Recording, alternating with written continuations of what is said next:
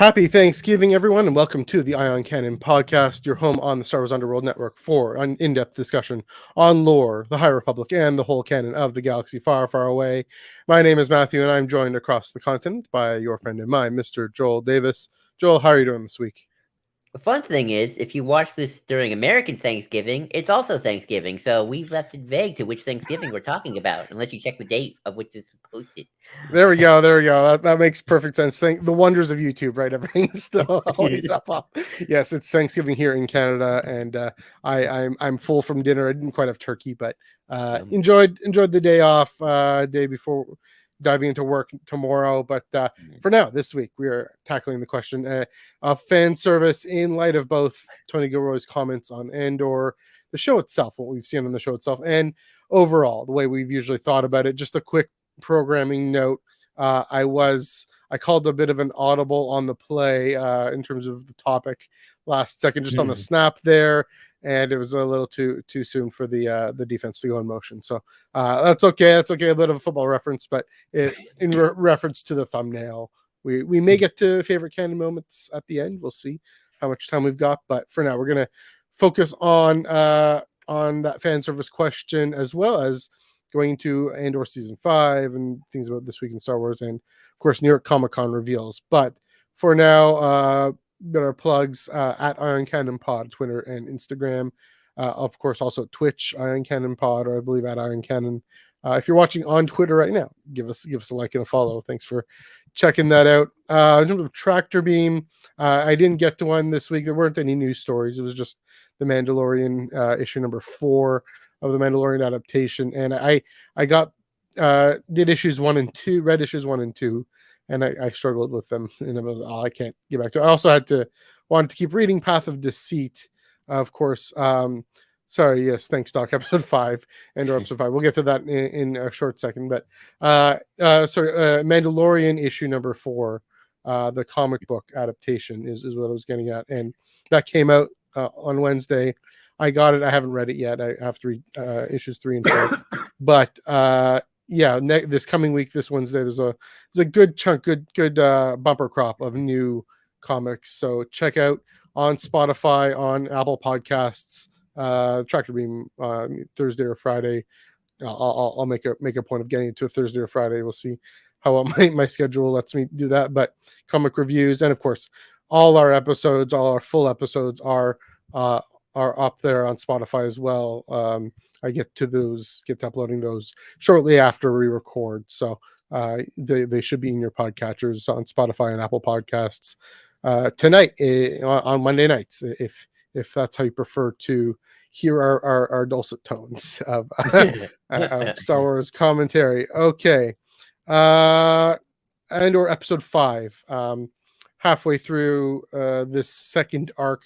And I'll go first with my thoughts here. Is just the quick thought of if we hadn't been told that there are these 3 episode arcs, I would be all kind of on the seat of my pants, being all, are they going to give us the invasion, the attack on the bunker or whatever, or not? Are they going to hold off? Are they going to make us wait for it, or are they going to give it to us? And knowing that this was, again, I keep mentioning this, the 3 episode structure, I knew they wouldn't. I knew, and that let me focus in on character moments with Cassian, with him revealing how him just the decision to let them know that he's a mercenary in that moment, at the just before they go in, and both, the focusing on the struggle of him being for the cause or not, and how we know ultimately where he ends up. So we're well prepared, and so the pacing of the show just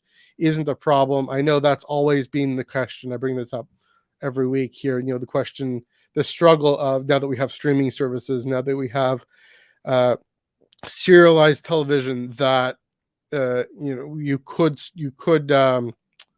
binge if you wanted to, but not necessarily, and they have giving week by week and episode by episode, and wanting a satisfying end to each episode. The fact that we're told, okay, next week this three episode arc is going to come to a more satisfying conclusion, just like the first 3 episode arc. Of course, we got that all in one go, but So yeah, I'm definitely enjoying this show. I'm enjoying House of the Dragon more, but that's because it's pitch perfect in terms of its pacing and characterization, Andor may well overtake that eventually. I will say one more thing, because of all that, episode 4, I cared more about Mon Mothma's story, and I actually kind of got disappointed.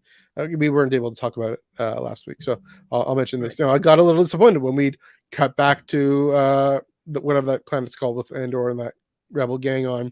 I wanted more Mon Mothma moments. It was On so Tom. juicy, and they used on the Coruscant moments, and in this episode they was more sparing with Mon Mothma and Coruscant, and I was actually far more engaged with everything going on with Andor and Aldhani and what they're up to, and so looking forward to Wednesday. This series is really hitting its notes. Joel, thoughts on Andor episode 5? Yeah, actually, we didn't talk about episode 4 as well. Just a Go for brief. it.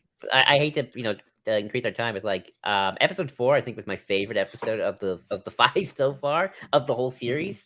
For a bunch of reasons, which I think if we have when we get into maybe we'll do a 3-part arc thing. We'll just go into that bit deeper. But for this episode, no, I agree. I think I had a lot more fun with Andor because it wasn't Andor focused, more of a focus on him and his group this season. Really getting to know the people and probably guessing which ones are probably not going to make it out.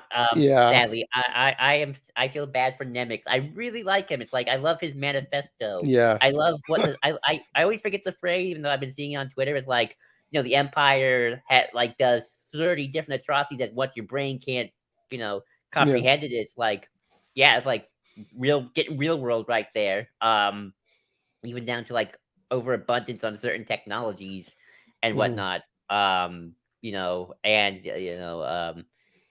one guy's brother, it's like, I'm not going to say what it is for just in case we get in trouble, but like darkest deaths in Star Wars, probably. And it's not even on screen. This show does something that I feel like I haven't seen from Star Wars in a long time. It's like, these are really human characters. And what I mean by human characters, not the fact they are human, but the fact they're doing like human things, like Cyril eating his cereal with his mother after like losing his job. There's something very sadly relatable about that. I'm sure with a lot of us, although hopefully not the pro-fascist part.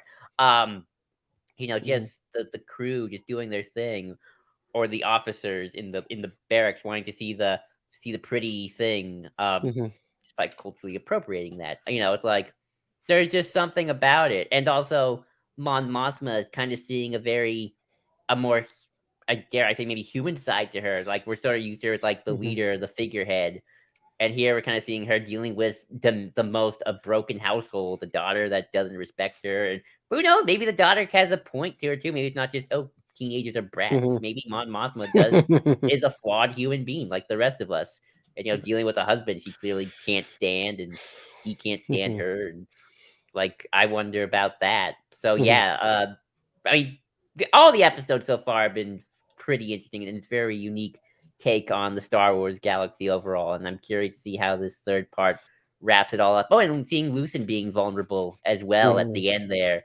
Because like he's kind of been sort of so mysterious. It's like he's got it all figured out. Like this episode, like, oh no, he's just as nervous as all of us. And the stakes, it could cost everything. So yeah, overall, lots of fun. I've been really enjoying the show and these episodes, and I can't wait to see how part 3 kind of wraps up this little arc as we go into the next one.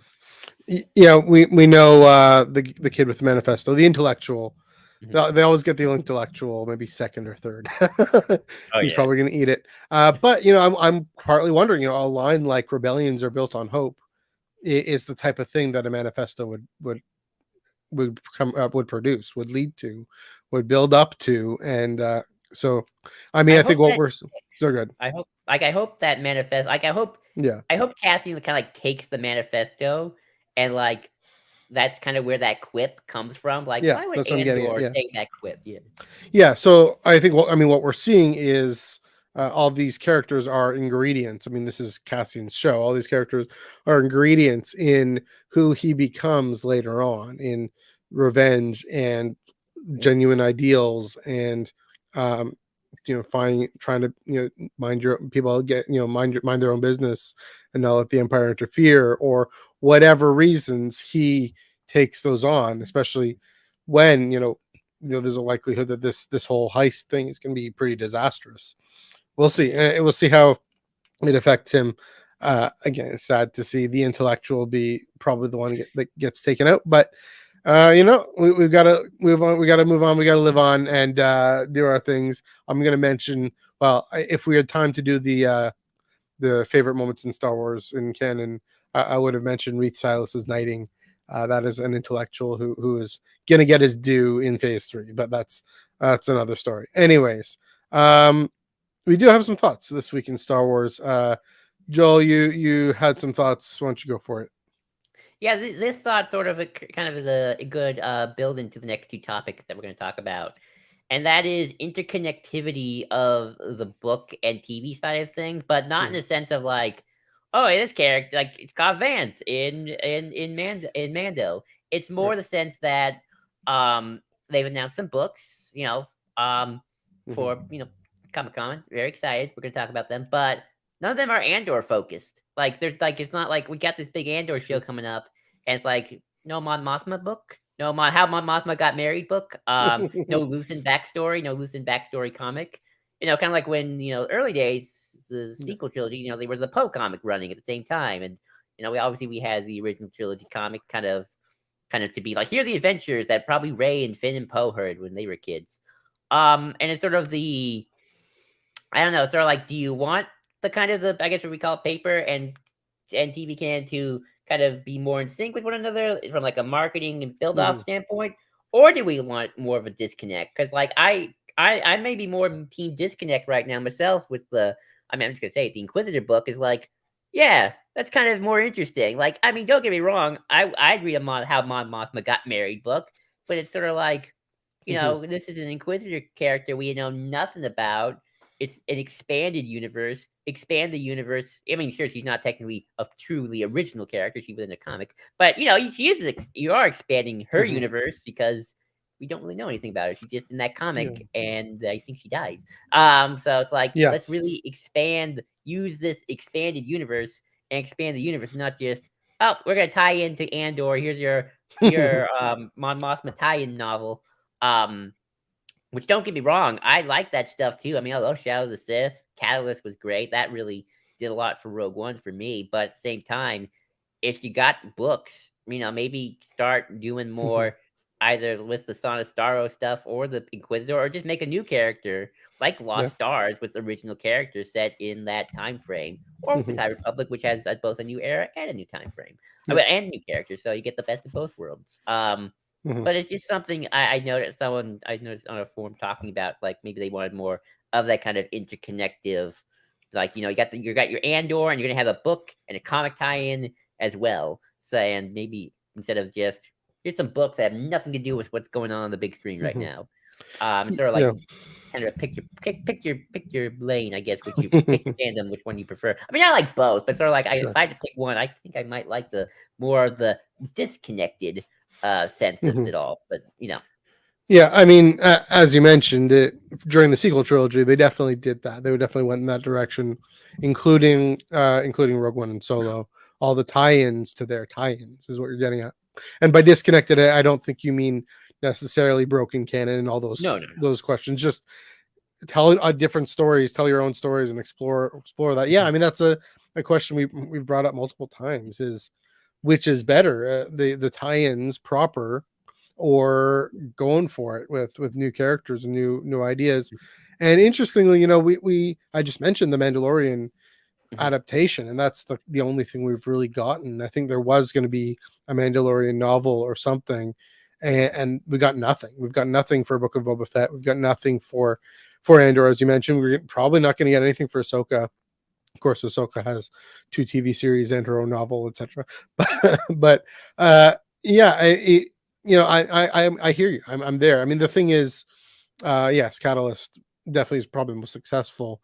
Here's a question. I mean, this is a bit of a smaller question. Is Shadow of the Sith, is that a tie-in, or is that just its own exploration. I mean, there's a lot of new It's in things. my mind to tie in because it's still tying in with the big events Yeah, surrounding Rey and Luke. Which I true. mean, again, it's Yeah. one of my favorites. It's a favorite story of mine, but Mhm. like Bloodline, that Bloodline's a tie-in. They even in Aftermath was more of a tie-in Yeah. at first. I mean, it's interesting you mentioned that. I mean, I guess I'm also thinking in terms of marketing, right? I mean, those were all. Was Bloodline? I'm trying to remember if Bloodline was. I don't know if it was necessarily under the Road to Force Awakens marketing campaign. It Prince was. of Alderaan was. Aftermath trilogy definitely was. I mean, kind of like Catalyst. But yeah, it's a great question, and yeah, I mean, like you said, I mean, definitely, I'm here for especially the new stories and new ideas, and we'll get to that, the New York Comic Con reveals, and in a minute, but yeah, it's definitely a definitely. Well, I'll say it's the trend. That's what Lucasfilm is doing is going in this new directions. Clearly, I mean, maybe I'm wrong. Maybe I'll be wrong. Maybe the closest new thing we're going to get explicitly is what's it called? I forget. Sam Magg's novel with for Jedi Fallen Order, Jedi. I forget what its name, but yeah, that tie-in novel bridging that gap. But that's not for a film or a TV show. That's for another video game, which I also consider part of paper canon. So yeah, it's a great point. Just going for it. Before I get to my little thought, Hannah's got a great question here. Hannah, who just finished Bloodline, great job finishing that book. Reading, Catalyst definitely. It's a good question. You've read Leia, Princess of Alderaan. Yeah, I was gonna say, when it comes to Resistance Reborn, Mhm. I mean, I could, that book is good, but it definitely got a little bit of that prerequisite thing. Like, Here's the thing: Resistance Reborn is also an anti-tie-in to me. I mean, it said it's a tie-in to Rise of Skywalker, but then Rise of Skywalker has nothing to do with it. So, I think that's because it was more of a tie-in to Duel of the Fates, if you ask me, and then Rise yeah, of that's probably Skywalker. true. Yeah, and it's definitely a postlude to everything else that had been written before. So, yeah, I'll go with Catalyst. I Hannah, actually we can like definitely. Resistance Reborn, though. It's still really good, I Yeah, think. it's a great novel. I mean, also, if I'd say if you haven't read the Aftermath trilogy, the first Aftermath, push through it, get to Life Deck, get to Empire's End, because lots of great Mon Mothma moments in there too. So, and great politics, especially in Empire's End. But yeah, I mean, Catalyst really is really great for like words right now for Rogue One and for Andor and for everything going on in that. So, and it's also like James Luceno's prose and that, just incredibly easy, smooth read. I found. I remember probably one of the fastest. But I mean, my answer will be always. Sorry, go ahead. I mean, my answer will always be if you haven't read High Republic, go back to High Republic. But yes. And I was gonna say, if you're a huge Clone Wars fan, read Catalyst, because Catalyst actually does something. I'm not gonna spoil it, but it actually what's the word I'm looking for? It bridges the gap. Bridges the gap and continues a plot thread from Yes. an early season of Clone Wars and actually wraps it up in a way that's like, oh, that's how we got to Revenge of the Sith. And a blink and you'll miss it and it picks up on a blink and you'll miss it moment in Attack of the Clones. I also is Attack of the Clones? No, maybe maybe I think in Attack of the Clones, a blink and you'll miss it moment picks up on that. So yeah, that. But I will say yes, there is, especially in Life Debt and Empire's End, Mon Mothma as Chancellor of the New Republic. Really, but I mean, also the main characters in that trilogy. Snap Wexley's mother, Nora, really great in that too. So, I would advise. I just want to make one more piece of advice for Aftermath. Try getting it on audiobook. There's just something about listening to it on audio because the prose are super weird that I think listening to it might be a better experience. Maybe. That's possible. Like the style in the first Aftermath is a lot of people just dislike utterly, which I didn't get, but to each their own. I'll just very quickly say my this week in Star Wars. I did end up finally got to watching Obi-Wan Kenobi: A Jedi's Return. and of course, I mean, two thoughts there. Revenge of the Sith. I love it so much. It's the greatest film ever. But also reminded me, in light of having Andor in my mind, Roken. Can't forget him. With Andor really going into the origins of the rebellion and the Rebel Alliance. Roken has been set up, I think, for at least Kenobi, the show, has set Roken up for a major leadership role in that.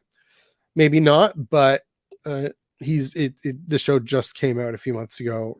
We just saw him. It's set a few years earlier, of course, but just to see Roken, and then goosebumps at the end, the post credit scene. I was like, I did I kind of did the Leo point, like I'm in that scene, I'm in that shot. Of course, so are a bunch of us. So great memories, SWCA, and of course, just the whole show, Obi-Wan Kenobi. Okay, kind of quickly, got to move on. As mentioned, New York Comic-Con canon reveals, and we're going to hopefully go into more detail in this next week. But there were two celebration level panels at New York Comic-Con this past weekend. Of course, I wasn't at either of them because I was still here, but they had some pretty great reveals. Both High Republic and then a general publishing panel. I'll say the one thing that stood out to me, so many things stood out to me with this High Republic panel, but just how far they're going, where they're going. Dex is in it. Yaddle is really going to show up in this for phase 2. Everything but phase 2. Year of Yaddle. She's finally having her time in the sun. I gotta point out this cover. I gotta put that away. Path of Vengeance. This comes out in May of 2023. That is Martyr Rowe, and I can't tell if that's Kevmo and whatnot from Path of Deceit. Nile. Everything you see, even the Nile symbol is in there, the storm symbol. That Path kind of world between worlds, that those wavy circular lines there. Just saying that. Who knows if they're going to dive into world between worlds. I want a poster of this, like a kind of quote unquote virgin variant of this, just of the artwork, and it's absolutely stunning. And everything but phase 2, like my feeling, that's the one big takeaway for me with this panel is phase 1 was great. You guys all know how I feel about phase 1. Phase 2, it's like Yates nothing yet. They're just gonna go kick it into overdrive and just give us not just everything we need, everything we want, but everything we need genuinely. And that'll be a question for the fan service conversation in a bit. But how about you? What stood out to you in the High Republic panel of those reveals? Not much. Just the Year of Yaddle thing. Yaddle in what's he gonna be in? Is she gonna be in Path of Vengeance, or what did they? I forget.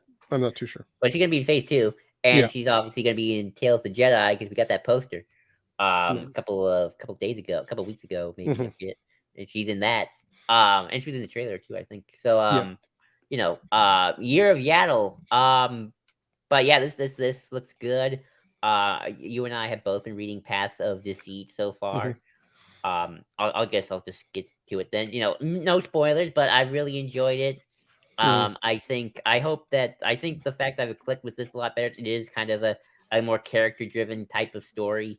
I hope Path of Vengeance kind of continues that, so I've been able to kind of connect a lot more with the characters and go like, okay, here's what the story's about. And for anybody who was worried about starting phase 2 without reading a lot of phase 1, Path of Deceit, at least for me so far, I've not had any problems. I've sort of completely understood everything going on and not got lost. So yay for me. I've really enjoyed it so far. Yeah. So Hannah, I'm going to there's my answer to Path of Deceit.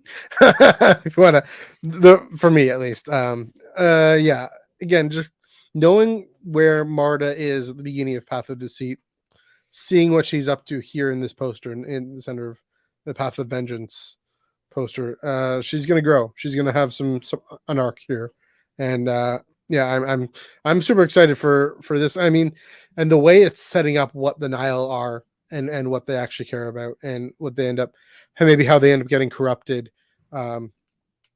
from the path of the open hand, being these anti-Jedi that they mentioned in the panel to denial, which are just marauders who still and don't care about anything. So definitely excited for that. Also, Charles Soule has a daughter who is co-writing a kid's book with him. So that was news to me. There we go. Yep. Okay, then quickly going on, general publishing. So the second day, there was another panel about everything else other than High Republic. And you mentioned off the top, you mentioned a book. I'll mention the one thing that stood out to me, and then I'll let you go for it.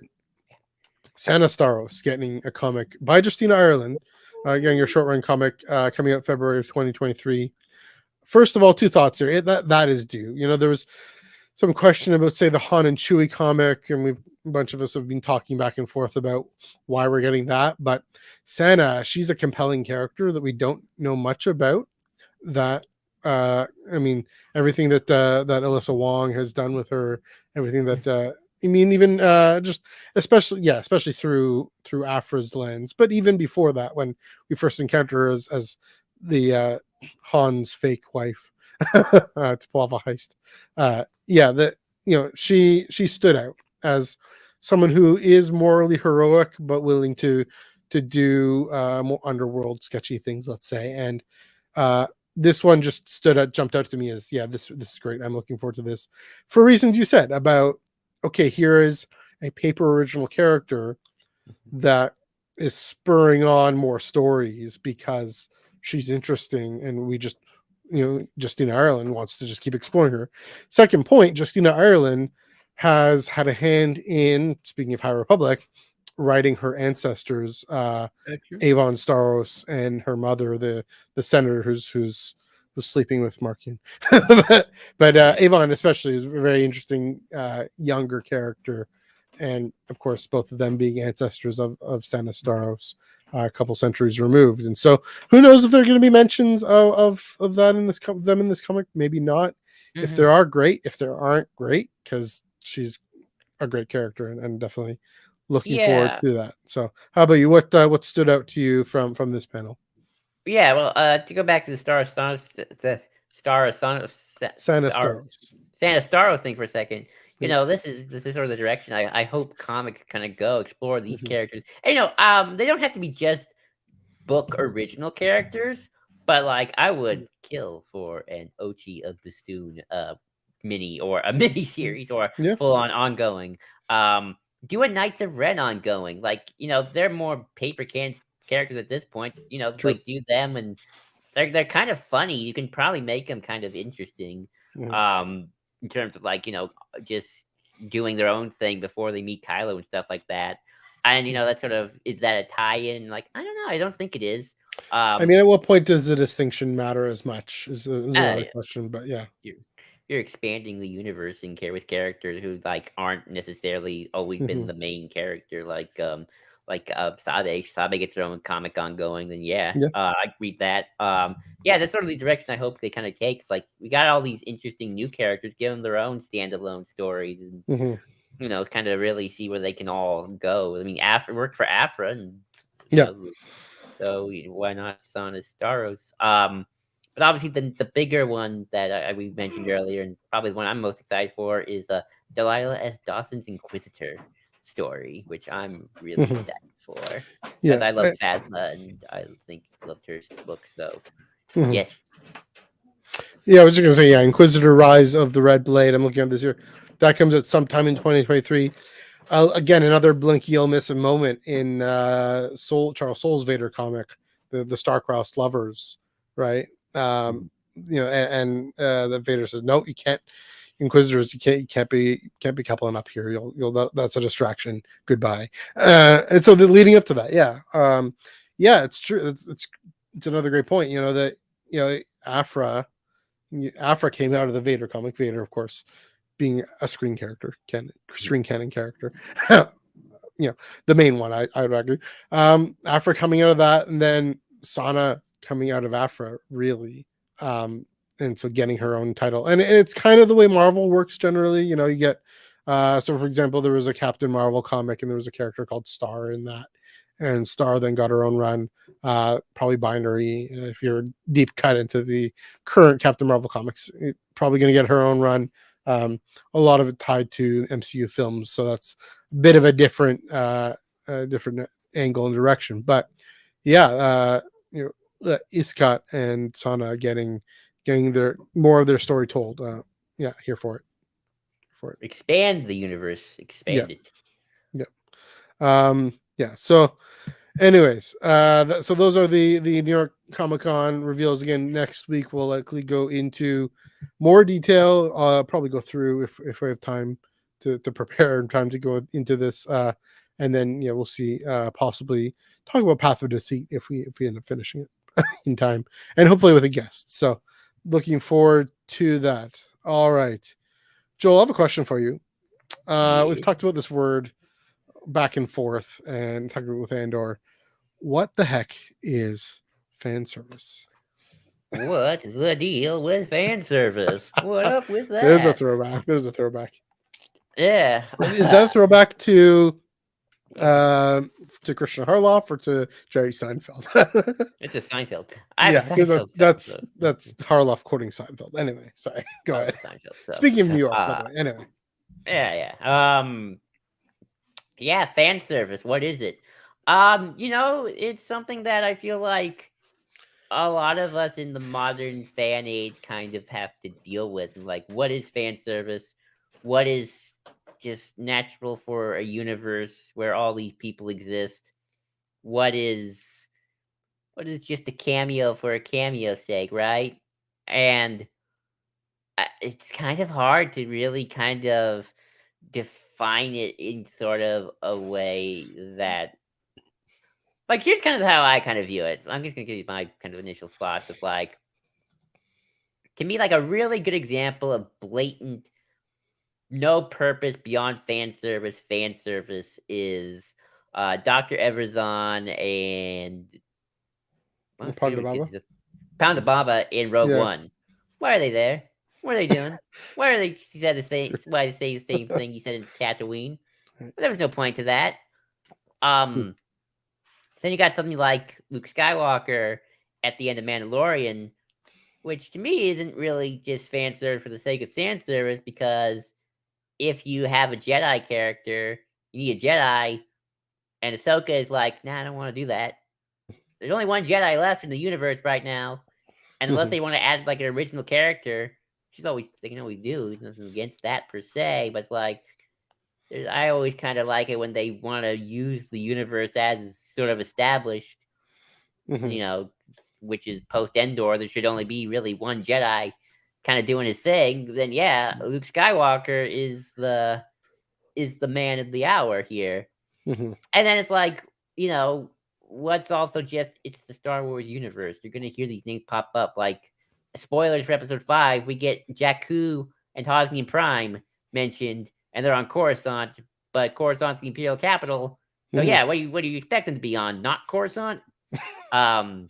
So it's kind of one of those things where I feel like it's such a misused word, and I think everyone has such a different definition. Like, I think Tony Gilroy has a definition of what fan service is compared to, I don't know, Dave Filoni probably has a different definition. Maybe he doesn't. I don't know, but I never asked. But I do think like Tony Gilroy, when he says, "Oh, I'm not doing fan service," well, he clearly done his homework on certain things, or at the very least, it's like when he writes the script, he's like, "Hey, I need some planet names. Put in some planet names for me, Pablo." Pablo's like, "Okay, here we'll put Hosnian Prime and Jakku. There you go." We need or like Tony Gilroy, like, "I need an antique shop, make it Star Warsy," and then the good folks at Lucasfilm Production like put some cool Star Warsy things there. Like, I don't think Tony Gilroy is like, "That's Morris. I don't like Morris. Get that Morris out of here." Like, I don't think he even knows. I don't think he cares. Like, he hasn't seen Clone Wars. No, I mean, if he did, he probably hasn't seen. I mean, if he did, he's like maybe like one episode just to do research. Right. But Pete, that's what good writers who don't know anything about Star Wars do. They at least do some research on it and then they write their story. So yeah, it's fan service, especially in the modern age, is such a loaded word, I think, in some ways, and it's kind of really hard to kind of. I think it's like case by case basis when it is and when it isn't. Yeah, I mean, it depends on if you're using it pejoratively or celebratingly, whatever the word is, festively. Yeah, you know what I mean. It depends on if you're saying, oh, this is a bad thing that ladens down the story, distracts from the story, kind of like you mentioned with Dr. Ebizon and Pandavalba. So it's interesting. So this whole came up because of that Gilroy quote, and then we started watching Andor, and they're dropping Rakata Prime. They're bringing up that whole thing we were talking about a few weeks ago about the separatist logo or whatever organization that is at that period, because that's before the Clone Wars, on a Republic ship, and with all the speculation around everything to do with the toxic gas or whatever is going on there. How he went from, well, this is a clear mistake to, oh, we're all talking about this, oh, maybe this works. So to me, I'll say fan service. Yeah, I mean, maybe there are two kinds of fan service, but honestly, I'd like to see them where for me, I'm the one who likes connections and likes it when things line up and things connect, like you said, with the world as it is or the galaxy as it is, that we know it and we've invested in it. And so to me, fan service is primarily a good thing. It's serving what the fans want and need in terms of situating ourselves within the history that we know already. And yes, Star Wars is both a history and a mythology, and we've been over that. We went over that 8-9 months ago. But I really love the way Tony Gilroy is, and Dave and Pablo Hidalgo. Happy Thanksgiving, Pablo. Really digging into everything everything that we know. Even again that mention of the Rakata and the Rakata invasion and everything to do with, I mean, maybe some canon version of that from Legends, but the name Rakata, which hasn't come up before as far as I know. And so, I mean, part of it is the feel of it, right? Part of it is because art and mythology in Star Wars, it's how it makes you feel in some ways, and so that makes us feel like our time and investment is being rewarded so that it draws us in further into the story and the characters, right? So that it isn't a distraction. It actually helps us situate it. So you seeing the ISB, I mean, calling it the capital of the galaxy is kind of weird, but it's not. The galaxy can't have a capital. It's the capital of the Empire. But whatever, it's Coruscant, and we see Coruscant, and it's called Coruscant. It's not called Imperial Center. It's not called Chandrila or whatever, and so again, for me, it's about taking the fans along, the more hardcore fans, and in a way that doesn't alienate more casual fans who don't care about those details either. So that's the question. And so then the thing is, I mean, we know what Tony Gilroy. Well, maybe. I mean, that's the question. What did Tony Gilroy mean by that sentence? Did he mean, I'm not going to distract you, Joel? You've posited he probably meant, I'm not going to load in all these other characters the way Filoni did, and it's working for Filoni's stories for sure. But I think that this question that you bring up here is continuity. Is that fan service, or is that just good storytelling? Maybe we're splitting semantics here. Maybe, I don't know. I mean, hopefully. Well, I guess here's the question. Here's a deeper question. We're nerds. It's what we do. We're all and we're nerds who write manifestos about rebellions. Anyway, here's the thing: is so two questions. One is a rhetorical question: is enjoyable storytelling always good storytelling? The answer is clearly no. Is good storytelling always enjoyable storytelling? No. But here's my point, and this is finally getting to it, is I think good fan service is trying to hit this middle point of good storytelling through continuity and enjoyable continuity. And and that's the thing. Andor is getting to that. At the very least, like you're saying with Pablo and everybody, the lore advisors, and even he's credited as a lore advisor. At the very least, Gilroy's opening it up for it. He's making room for the nerdier stuff, nerdier parts of it. In part, again, I think because it fits so perfectly because Andor is so much of a history show and a historical show that okay, well, we have to acknowledge the history of this galaxy, of this universe, and we're just so nerdy fans of it. I do hope they go more into Clone Wars and whatnot, but they might not. They might not go into Rakata or whatnot. What they are doing is going forward and looking forward. And I said both with Cassian's character, but also with Mon Mothma and everything she's up to, and the growth of the rebellion. I don't know if we'll have Roken. That would be fan service.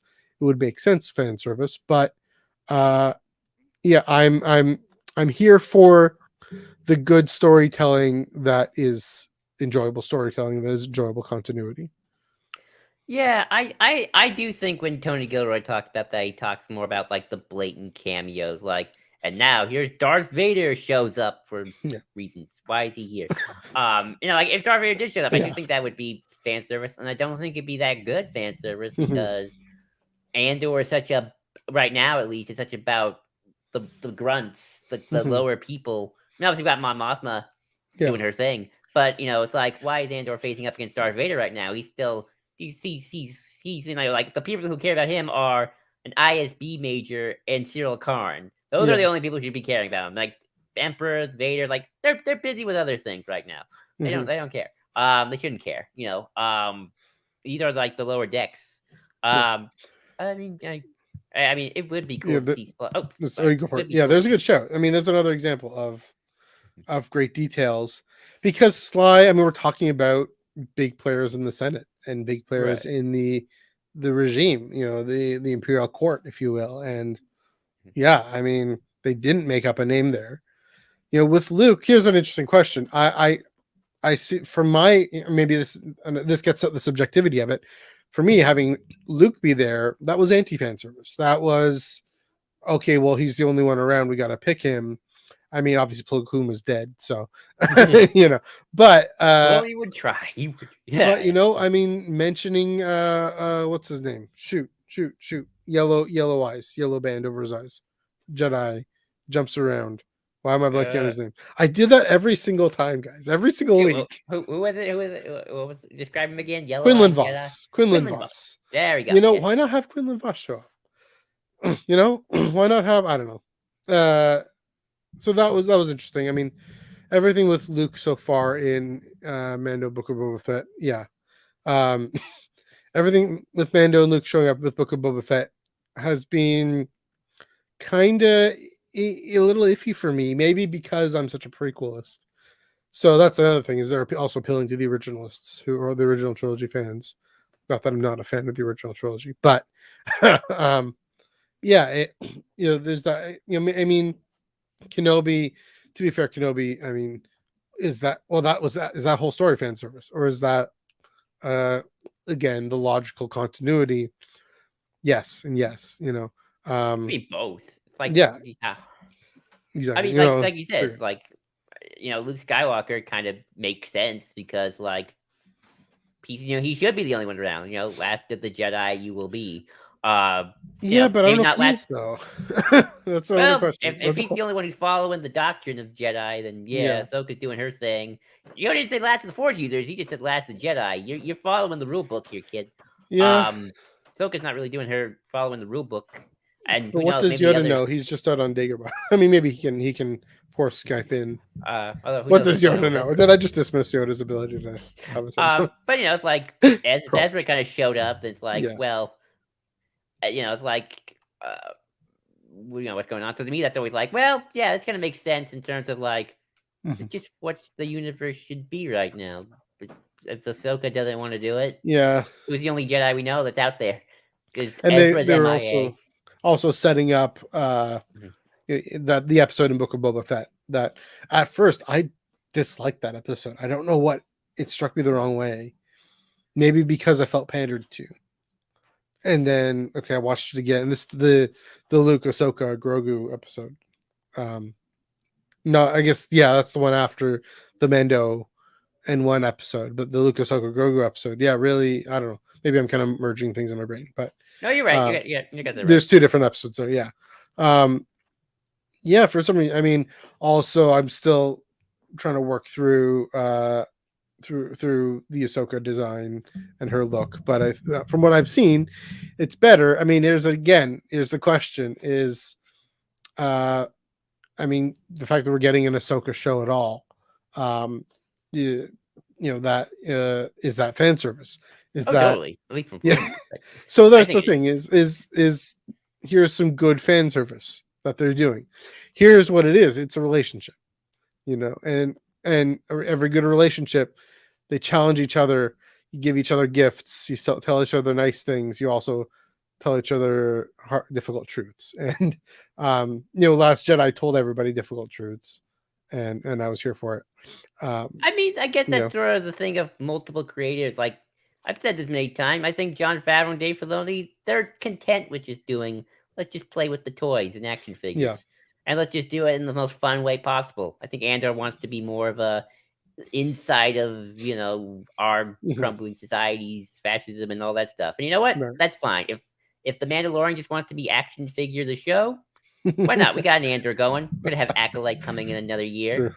We've got Skeleton Crew, which looks pretty interesting. So you know what? Let them do what they want to do.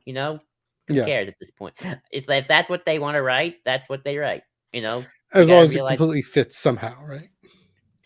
I mean, it does fit. I mean, I don't. There's Empire seems to be coming the First Order. Yeah. Maybe who knows what Thrawn will do. But that's more just again, you have an era. You gotta set in that era. If I'm making a High Republic show, whether or not I want to add all the characters we know or not, okay, High Republic. Who are the bad guys? The Nile. What's the vibe?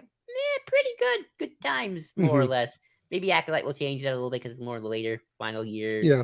So you might get a little darker. But it's if we're kind of smack dab in the middle when all those books are taking place, okay, you can do your kind of do your thing. Yeah. And here's an interesting. These are some interesting more distinctions, more terminology, right? Easter egg versus cameo versus fan service. Mon meets with Bail and Princess Leia is there, and I mean part of that with Princess Leia is who do they cast, right? And it's all the real world news that goes abuzz. Just like with the Kenobi trip, I mean being in that arena. Speaking of going back to Celebration, being in that arena and having seeing the mountains and the buildings, clearly Alderaan, and then we see this little girl getting dressed by her attendants or whatever, and she's dressed, but getting ready for an event, and we just all erupt what, Leia? And then we see she's cast by someone we hadn't known yet, but we all got to know Vivian Leia and how perfect she was, and so that's interesting. Because Bail Organa being in this, that wouldn't necessarily be. That's definitely not an Easter egg because that's, that's too big for an Easter egg. Yeah, I mean, but it just fits logically because we know Bail is in cahoots with Mon Mothma. It would be kind of surprising if he doesn't show up in the series at this point. So, but it would be surprising if Leia does a little bit. So I think that would be more of a fan servicey moment than Bail. At least Bail kind of has more of a makes sense. I think the thing that confused me about that comment by Gilroy, not in a this is confusing, I don't like this, but in a what does he mean? What's he getting at here? Sense is because like I said, because of all these connections that are being made, that are tickling our geek bone here, our funny bone here, whatever metaphor. But also the ways the show, like I said, is reaching through the screen and going to whack us in the face. Here's a good thing is fan service when creators wink at the audience, kind of in a breaking the fourth wall, kind of we know, in breaking the fourth wall in an inappropriate way, maybe, or maybe not, maybe in an appropriate way, in saying we're aware. But then there's the anti-fan service of, here are these real world political concerns that you're not paying attention to. Boom, pay attention to them. Pay attention to the role of capital in imperialism, the role of corporations in consolidating power. And the experience of refugees and migrants and displaced people. In a weird way, to go back to the Mando episode with Luke in the Book of Boba Fett. It's not that I don't consider it fan service. I just consider it bad structure in storytelling of a show called The Book of Boba Fett. Yeah, it probably should be more about Book of Boba Fett. Like, if Mando going to check on Luke, Grogu and Luke kicking out, that's not fan service. That's just you're continuing the story. The problem is the story should be continued here. Do that in season 3 of Mando. Like if you're like, whether or not a whole episode of Mando and Ahsoka or Mando or Bo-Katan hanging out and having an adventure together, maybe that's fan service in the sense that, people want to see that. But at the same time, you're justifying that entire episode. And at least with Mando, in that case, Mando is such a adventure of the week type show. You can run into anyone and everyone, really, that, it's like, are the creators really breaking the fourth wall, or is it just the story is a story of, and now this character meets with this character and they have an adventure together. Right. Like again, the Dr. Everson thing, that is the creators go winking at the camera, like, hey, that guy, the guy like you, that is the winking at the camera. Well, okay, man.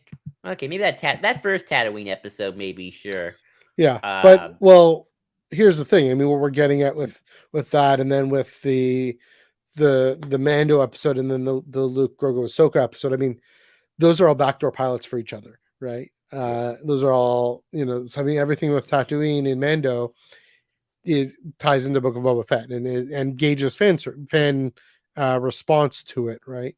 Everything, of course, with Mando in Book of Boba Fett is Mando season 3. Everything that's the Ahsoka series. So I mean, that's I criticize it for bad structure, script writing, though. Something far deeper than just. Sure, I mean that's the thing is why are we using these other series for that? Why can't we put it somewhere else? Why are we stopping?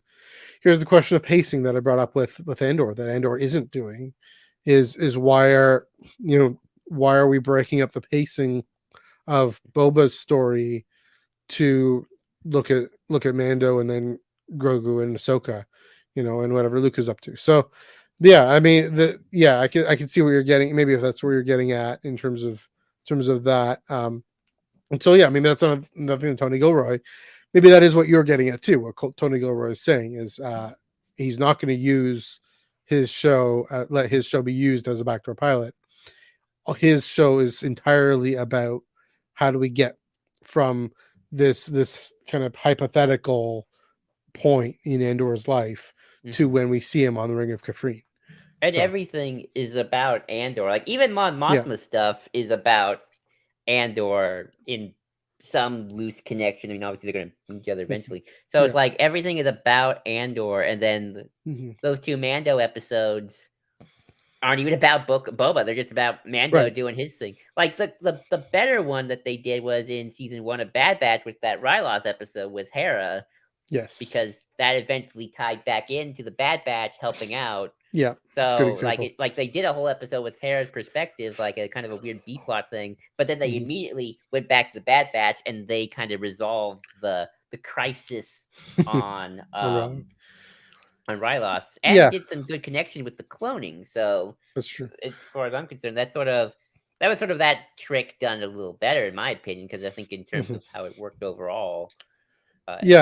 I mean, I remember people being again, similar reaction. Why are we stopping Omega and the group story to look at Hera? Look at Hera, who we've invested in and loved for that whole series for 4 years. We're going back in her earlier service, but her earlier time. But yeah, they did a great job connecting it, and that's something that I think Rebels especially did a great job of.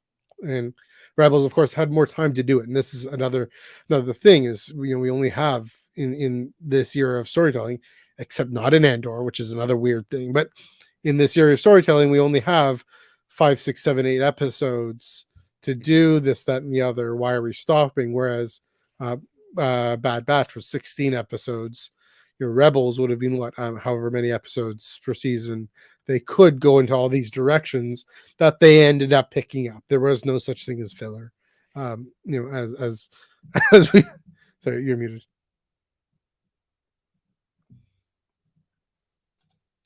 There we go. There we go. I sound like a robot. Am I good? Oh. Well, you sound like a robot, but go ahead. Oh, there we go. There we go. There we go. Sorry about that, folks. But I was saying, I just feel like the Rylos episode was a backdoor pilot for just another one of these spin-off shows. I felt like, okay, this is like, at first I thought maybe they were doing that, but thankfully it's like, no. Here's another good example. I would fan service is used for when something. See, that to me is an Easter egg. Because 3PO and R2 just have to be in every Star Wars. Solo. They never showed up in Solo. That's true. That's one exception. But there's a lightsaber in Solo. Is that Solo. another? Some of these are traditions, I guess. Is another thing.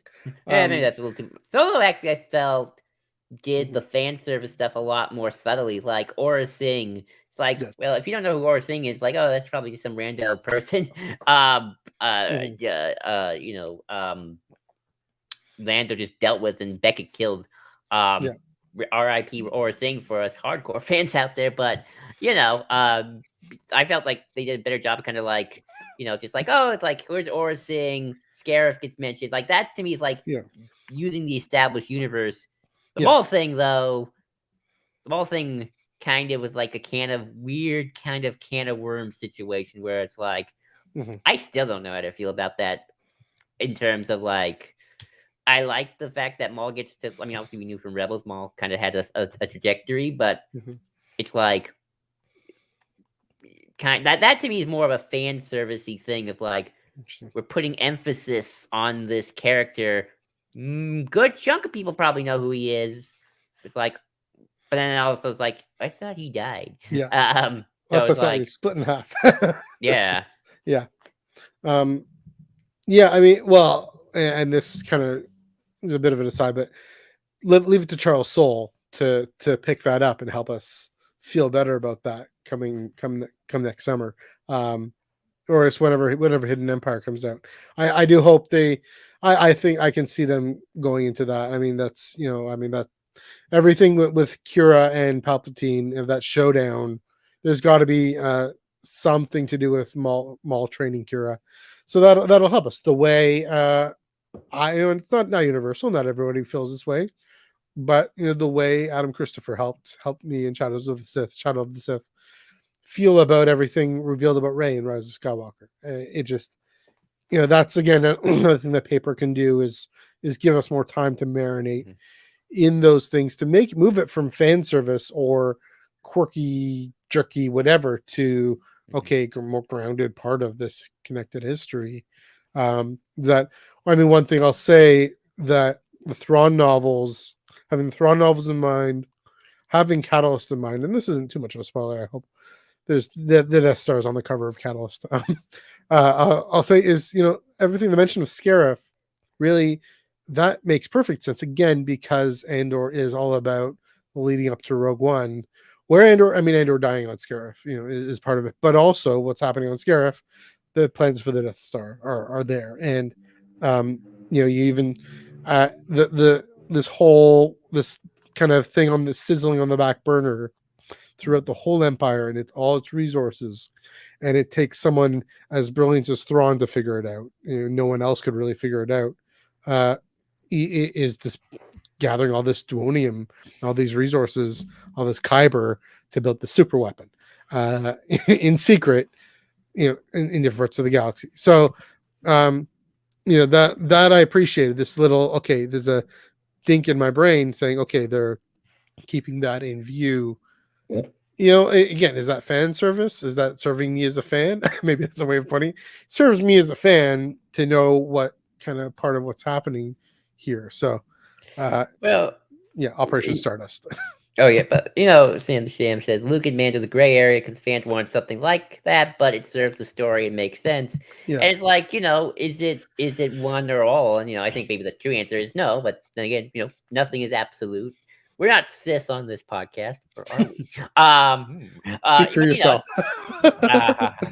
Exactly. I mean, I got the brother in here somewhere. The fist here. Mine's a Darth Vader t-shirt. There we go. There we go. I got There we go. on my t-shirt. But the weekly t-shirt reveal. So, I guess the question is like, does it start off as fan service, but is it executed in a way that comes off as a bit more? Well, Luke is the last Jedi until Rey, and then he's the one operating in this galaxy, doing his thing. So yeah, him showing up probably makes the most logical sense for the story and the universe of which the story takes place, which is the post-Andor era.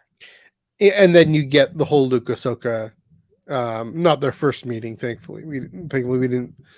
They're saving that for something, but yeah, I mean, everything talking about Anakin, which again I didn't connect with for some reason. I don't know why. Doc, maybe you can help me out here. Maybe it could have to do with the pacing and it being in the Book of Boba Fett and all that, but also another. Sorry. No, just to say, but Luke being there, it does make sense in that, from a character perspective, from Ahsoka's perspective, or Ahsoka's character perspective, because these are all these ties to her past and where she's come from, and Anakin, the major player of where she's come from. I mean, Bo-Katan and some others are also major players, but and the Ghost crew, but Anakin, of course, being the most prominent. We got 7 seasons of Ahsoka with Anakin in the most formative part of her life, right? Her adolescence, going up into adulthood. So I get that. Again, maybe it's just this weird subjective thing. I should love that. I should really connect with it. Could be just the execution. I have no idea. I mean, do we really need Thrawn to be the major villain of the post-Endor era before Palpatine comes back in the clone body again? Yeah, but it's around. I mean, it's the same time period. It's 9 ABY. This is when Thrawn should be doing his thing in Legends. In some ways, you could argue that's a fan servicey thing too. It's like make Thrawn the post-Endor villain. Do your little Heir of the Empire kind of, not remake. You can't really remake it because there's too many plot points that are no longer so suitable. But kind of homage, semi-inspired. Right. It's going to deal with Ezra instead of Luke, obviously, probably. That's my guess. But it's like same time, like maybe it is from a fan perspective. I want to do something with Thrawn, but it's like, am I doing it Thrawn? But can I say something with it anyway? And like, yeah, probably you can. It's like it comes from a fan servicey place, but that doesn't necessarily mean it can't be told well or interestingly. I think like maybe when Tony Gilroy talked about that, it's like he's not writing Andor because like he loves Andor. He's like, I want a story about Andor. It's like, well, they wanted to do this story about Andor, and I have this story about rebellion and whatnot. I'm going to tell it and use these characters. I think Filoni and Favreau are probably like, we want to do something with Thrawn. Let's do that. And I think both approaches aren't inherently a bad way. I think it's all about the execution. I think execution matters the most. Yeah, maybe. I mean that's at the end of the day where it is. I mean, the nice thing with Thrawn is it is going to connect with the old timey Heir to the Empire fans and with Rebels fans. I mean, he is season 3 and 4. He is the big bad, and so definitely continuing that story that Filoni was able to finish in a satisfactory way, but continuing those character stories in a new era and in a new time. So maybe that's, again, it's about execution, it's about relationships, but also about challenging fans. What is it? What I mean by it? The question about is fan service good or bad? If it connects with it, if it continues a story we've invested in, if it draws in new fans and old, I want to give like one more example, and I want to use a non-Star Wars example. But I'm curious if you've seen this movie.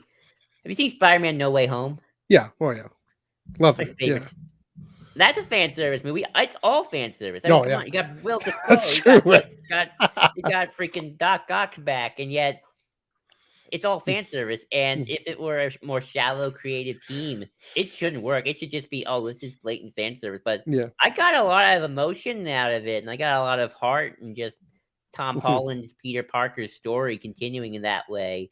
Like, yeah, I got to see Will Dafoe chew up the scenery, but it's like, oh, I'm also seeing him confront Peter and this particular version of Peter Parker, and kind of also, like, yeah, is Andrew Garfield saving MJ just him finally getting to do the thing he couldn't do? Sure, but you know what? That was satisfying. I liked Andrew Garfield Spider-Man quite a lot, and like kind of see him get his little redemption arc. So you know what? I think it is all about execution, because that could have been executed really badly, and that would probably been a terrible movie. But Yeah, it's probably one of my favorite superhero films of all time, and probably my favorite Spider-Man movie. So yeah, I mean that's an excellent point, because the thing they do is say something new. They use these older stories and these older characters that we all love and cheering in the theater, but then they say something new. They put a new twist on the whole Peter Parker tradition. Great power comes great responsibility, and the whole thing about who are heroes and who are bad guys. And you talk about Last Jedi. Last Jedi is so full of anti-fan service, in part because it brings up these old characters and says something new with them. But that ultimately, at the end of the day, it fostering again. Sorry. We were actually, me and Doc actually did talk about the Luke Skywalker thing on his channel. Go check that out. And, I think that was his major issue. Like, he didn't feel like they didn't do anything new with Luke. It's like, it's just Luke. Here he is in that Book of Boba Fett episode. Yeah. Okay. I see. Yeah. Maybe that's it. They didn't necessarily say something new. Although, I mean, I could see them. I could see the argument of they're intentionally saying something old because he's not there yet. He's not where he would be after almost killing his nephew. He's clearly in this place of wanting to carry on the legacy of the Jedi, and as he understands it in terms of the rules and discipline and detachment, and that hasn't broken for him yet. So I get it. It's I mean, but why do we need it? Maybe that's a fair question. So that's the thing. So that I think that's a good landing point again about execution, relationships, connection, continuity, and saying something new. Joel, I'll give it to you. Do you have any last final comments? I mean, it's sort of, I feel like the fan service debate can come off as a bit absolute. It's like, oh, Kenobi is just fan service. Why do we need it? Well, they told something new with Kenobi. We got to see him deal with his depression. It's not like he popped up and goes, hello there. That was the ending, and that was the point. Because now he is the kind of Kenobi. He's like, hello there.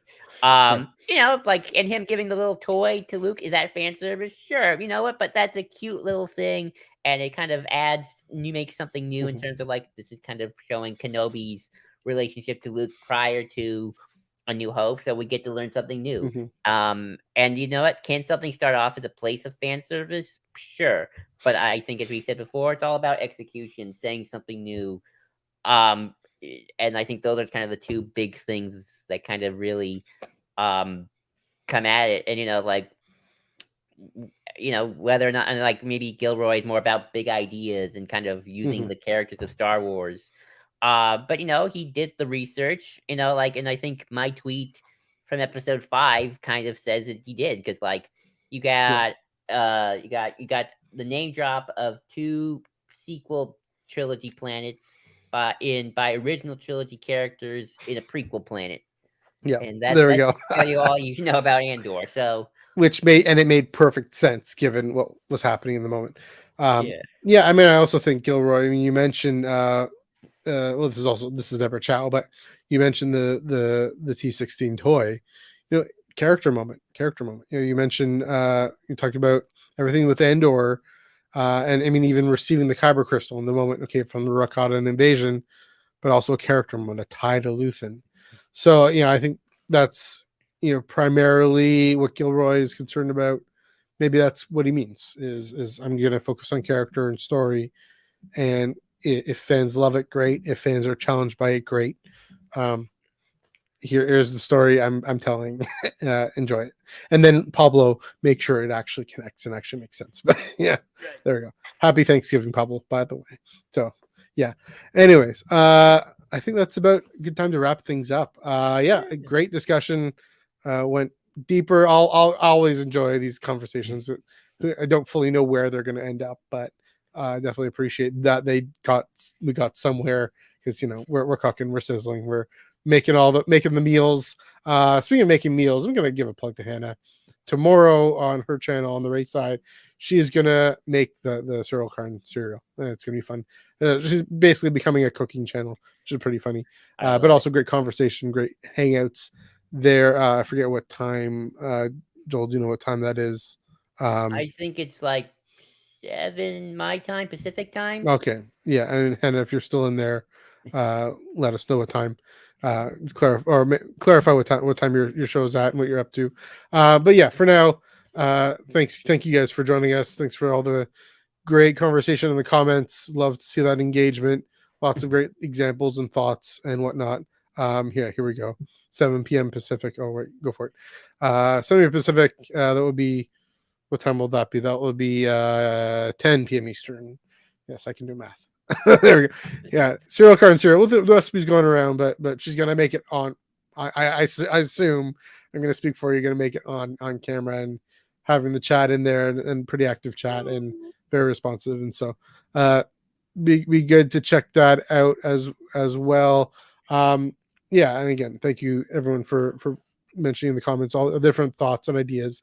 Great examples, stuff for us to bounce off of, and I hope you guys all hope we served you well in this conversation. If you have more thoughts, if you have more responses to what we said, feel free to comment down in the comments, or let us know on let's get that up. There we go, on Twitter or Instagram at On Canon Pod. Of course, you can also follow the network at the SWU. Please do give this video a like, and give the Star Wars Underworld Network a subscribe. Of course, also follow us on Twitch, Twitter, Instagram at On Canon Pod. Joel, where can they find you on the internet? You can find me at JID 2021. Again, JID 2021. Or most of the time, I'm using our On Canon Pod to tweet about Star Wars stuff. You can find a recent thread I did about what the New Republic Constitution may or may not look like, because we don't know, and I hope we one day find out.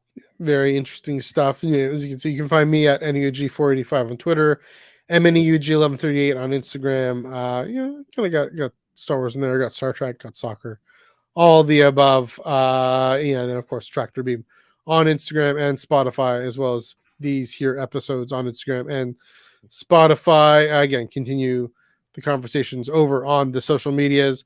Next week, as I mentioned, we are going to dive into all the New York City Comic-Con reveals, more detail into that. Hopefully we getting a guest on, just make sure, but never gonna be for certain, because always in motion in the future, but he's committed, so hopefully he'll come on. He's been on before anyway, and depending on if we finish Path of Deceit, we'll talk about that.